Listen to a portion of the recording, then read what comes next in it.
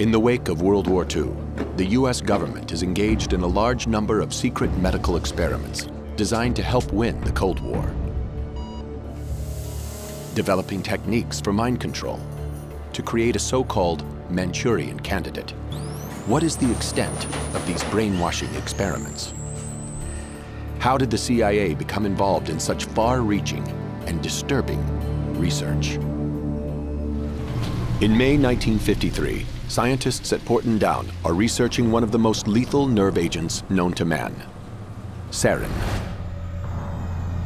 The experiments are conducted on military volunteers, but the young servicemen have no idea what they are letting themselves in for. On the board there was a separate notice, typed, which said in so many words, volunteers wanted to help find a cure for the common cold. By volunteering, Ken Earl becomes an unsuspecting guinea pig in the war against the Soviets. On May 4th at Porton Down, he and 5 other Air Force men are led into a small room by 2 technicians. We were told by the 2 men to roll up the left sleeve. These 2 men then took 2 pieces of material and they taped them to our forearm.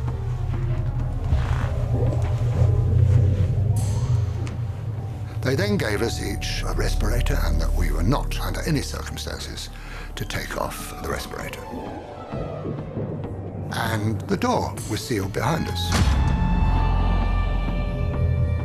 It was very, very poky, a small building.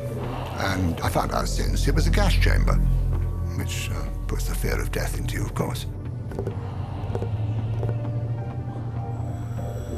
And this technician, with a vial and a pipette, went round each of us, and he dripped onto this piece of material 20 drops in 2 rows. The clear liquid is sarin nerve agent. It is quickly absorbed into the arm through the skin. The effects are immediate. I became absolutely claustrophobic. I didn't know what sheer terror there is in being trapped and not being able to breathe properly. You feel you can't breathe. I was sweating profusely. And I now, even today, I have nightmares about it. After half an hour, we were released, gasping and spluttering and sweating into the open air. Beautiful sunny May morning.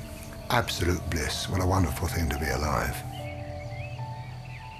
The corresponding paperwork clearly states the purpose of the experiment is to determine the lethal dose of sarin. After the Korean War, disturbing new intelligence reaches Washington. Hundreds of American troops are still being held captive, subjected to brainwashing experiments, and then killed. Mind control research back home intensifies. The new goal is to cause an individual to become subservient to an imposed control, to the point where he will perform acts against his will and then have no memory of the act.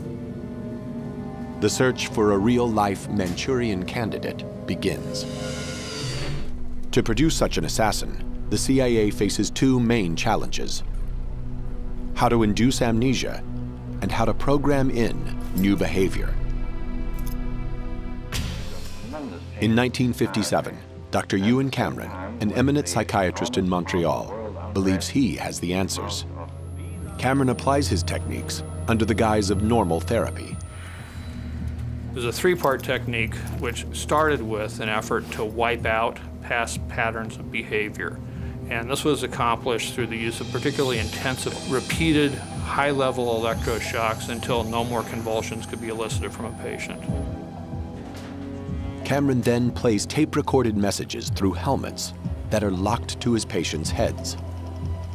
This psychic driving forces them to listen to repetitive statements for weeks on end to program in new behavior. Now, the final phase was to try to wipe out all recollection of what had happened, and that was accomplished by putting people to sleep for 30, 40 days, accompanied by different kinds of cocktails of drugs. Now, that's not any kind of therapy. That's a brainwashing experiment.